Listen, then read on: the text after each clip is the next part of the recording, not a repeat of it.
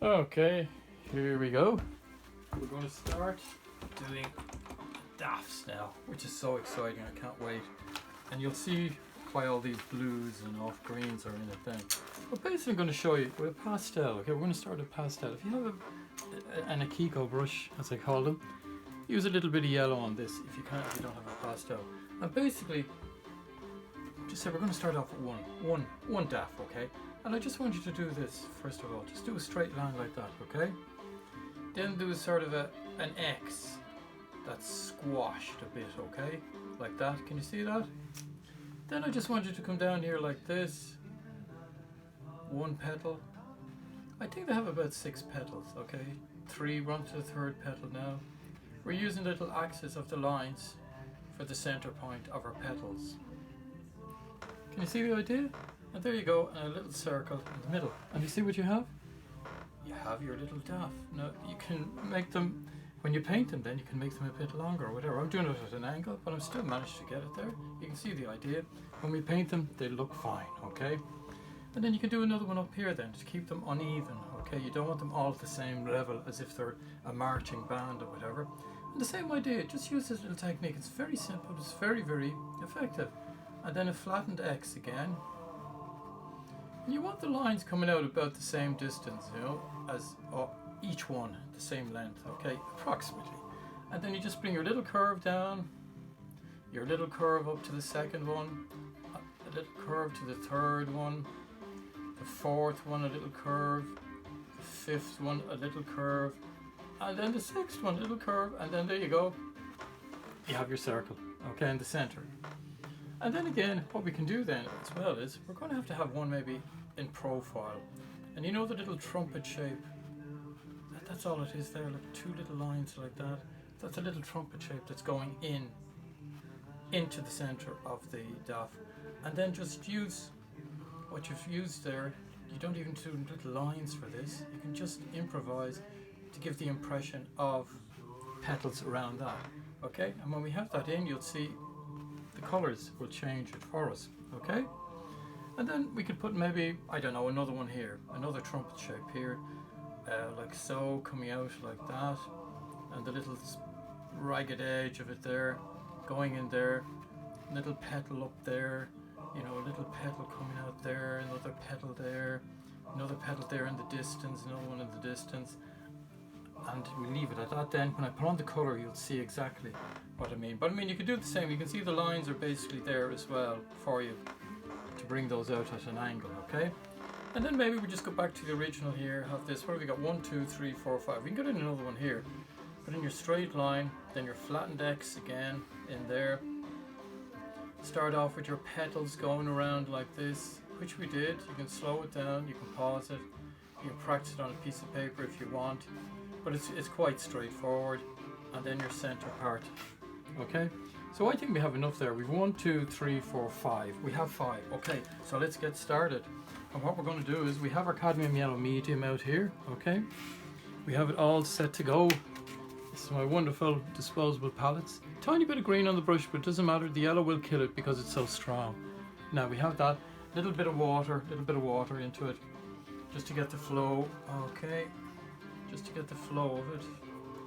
And we're going to start then immediately, start putting the yellow into it. Okay, straight in, just follow, leaving the centerpiece. You don't want to go near the center of the flower because that is going to be a different color, okay? Out there again, just to develop, you can put a little curve into the petals if you want. Out there again, doesn't matter if you pick up too much paint because if there's a little bit of texture on it, fine, it's grand. Okay, can you see that? Okay, that's that one. The next one we're going to do the same idea. You can lengthen them if you want. Add another little twist to it because your pastel is just a little guide, that's all. You're just doing a little guide just to start you off. Okay, there. Ooh, put a bit of yellow over there. We can get rid of that, don't worry. We can put some blue on top of that. And we're going to leave the center again. Okay, leave the center. Don't bother putting any color in there. Going all the way around. Going in there into your lovely little petals again. Can you see that? All the way around, all the way around. Not exactly sunflowers, but they're nice, you know, they're in season.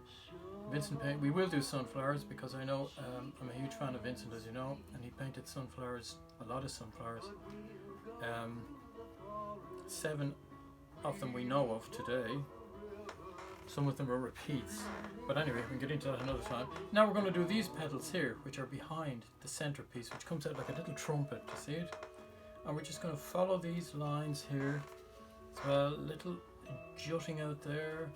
Okay, there's my little bit of yellow there. I'll get rid of that an accident, but accidents sometimes might add to it. You know, I leave it. There's no mad rush to get rid of it. And we're going to bring it right around there underneath the little trumpet-like feature of the daff. Okay, this is in profile, that one.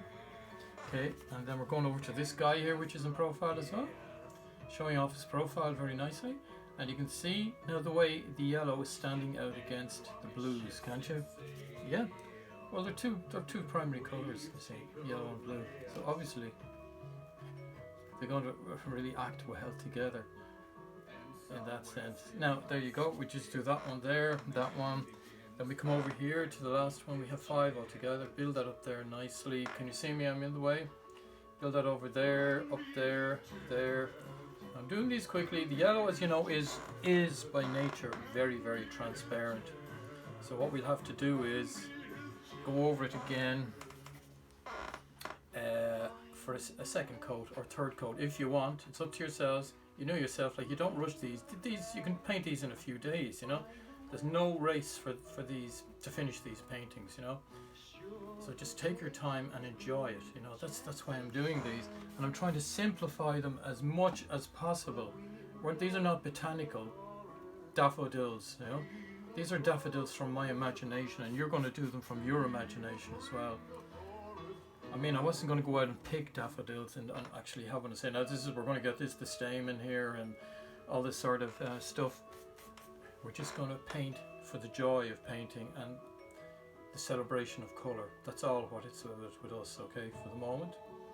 We'll be moving on to the Sistine Chapel ceilings eventually, and Rembrandt's self-portraits. We'll produce them as well at some stage.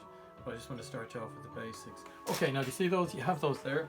Okay, so what I'm going to do is I have my magic cloth here, which you know, there's only one of these in the world, and I'm just going to take that little bit of yellow off there. Just out of that. Yeah, it's gone now, you can see. Now, get that yellow off the brush. And look what I have here. I have my orange. Look, cadmium orange medium. Remember I told you about that? Okay, we're going to do that next. And what are we going to do? We're going to put it in here in the center. Okay. It's almost like a little narcissus or whatever, you know. And we're going to have that at the center. It's just to liven it up, to get a little bit of vump into it, you know. You know, it ain't got that swing if it ain't got that cadmium orange. Okay, now there you go, in there like that. Straight in there, a little circle. We will be putting another colour into it, but we just want to get these in to start off, okay? And then we're going to do the same with the trumpet shape here. Coming down there like that, into the centre of, and the same on the other side. Into the center of your flower there, a little jagged at the edge, okay? Going around like that. Lovely. I think we're getting the idea now that they're really jumping out, okay? And then I'm going back to my Akiko brush, okay? What we're going to do is, we're going to put some more of that yellow. Well, it's actually, oh, sorry, what did I do? I picked it up there and I threw it down. Oh yeah, there it is. It's actually the cadmium red light. We're going to have a little bit of that, because we're going to use that now just to show you, put a tiny little bit of detail into them, just slightly, something extra, okay? That's your cadmium red light. Twist the round brush, remember to get a fine point to make it more precise. And what we're going to do is we're just going to get a little bit of a dark center into them, you know, tiny, you know, it can be all different sizes, no exact circumference of it, you know, it's just to give another depth to it, okay? And then this area here will be darker, okay? So just to give a little bit of sense of depth into the little trumpet feature of the daff, okay? Just very simple like that, just going around like that, and clean off the brush. Go back to your orange again, your cadmium orange, and because the outside there'll just be a little bit of a line going around like that to show us that it's inside. The cadmium red light is inside the little trumpet shape, okay? So that's all we do there, okay? If you have any questions about anything that I do here on this, you know, you're in the WhatsApp group, just ask me anything, okay, you want. Well, as long as it's to do with the painting. But I don't know the lotto numbers. I'm trying to find those myself. And I'm just going up, while I'm here now, I'm just going over some of the oranges again just to reinforce it, because we probably will have to reinforce these colours because of the blue. But that's the beauty of it. You see them building up, you see them contrasting. Ah, you see the zing and the zang and the whatever, and the poof, you say you're popping. Yeah, this is fantastic. This is what I want. This is all we're painting for, you know, nothing else. Painting for the celebration of colour, the sheer enjoyment of it. That's all we want to do. Okay, now we have those dots in. Now we're going to go back to our green, which we have over here. A little bit of green, bring it over here, out of the way. Okay, this is your light permanent green. Add some water to it. As we're doing, add some water. There you go, add some water. Twist the brush again, twist it again, okay? So what we're going to do then is we're going to anchor. We're going to anchor these dots, okay? A little more water. And we're going to start putting in the stems. Okay, move that back there. And I just lean on my hand here. I'm going to lift that up there. Here's a little trick, do you remember? Whoop. Just to secure it if you have an easel like that. And get some green, and then we're going to give it a sense of coming from behind, obviously, and it gets a little bit wider as it hits the base, okay? Then we have this guy coming out here, maybe have it in a different direction, okay? Going out there like that slight little curve in it, because we don't want it to look like a fence, as we always say. Now these are the straightforward, these are full on, these ones, and then this guy coming out here maybe a little bit like that, okay? Coming out there to the side. Now, these ones are in profile, okay? So remember, profile, the stem is going to come out here at the back. Do you know the way there's a little bulbous bit at the back of it? And then we're going to sort of have it coming in something like that, okay? Just to change it slightly, okay? Just so that it wasn't parallel to that one. And then we have the same idea here, a little bit bulbous bit at the back, like that. And then it comes out a little bit, and then we have it going off in that direction, okay? Can you see that? Now we're going to add a few other little stems as well, or just to liven it up, coming in there like this, okay? Just to busy up the foreground, really. Taller one there, maybe going off like that, down like that, okay? With the top of your brush again, which you have, you know, twisted in the colour to get a more precise directional stroke with it. Okay, that's going to be taller. We could have that going up there, maybe going over there like that. Then this guy could be coming out there to the edge, okay? And we can even put one or two in here like this, thicker ones, and it's going to be all adding to the nice busyness in the foreground. And you can see what's happening, that everything is really standing out against those lovely blues, and that's why we did the blues. Because the yellow and blue mixed give you green then as well, so you have your primary colours, and you also have a secondary colour. If you remember from watching that, the basic video I showed you about colouring, you know, it's very, very basic, but at least it's a start, you know, because it can get very complicated. But we're not interested in complicated things. We're interested in just having a bit of fun, okay? I'm just reinforcing these as I'm talking to you to go over them. Now you can see where we're going with this, okay? Can you see it's all happening? So what I'm going to have to do is I'm just going to have to dry these, because I want to reinforce the colours to show you where we're going to go after that, okay? I hope you're enjoying it.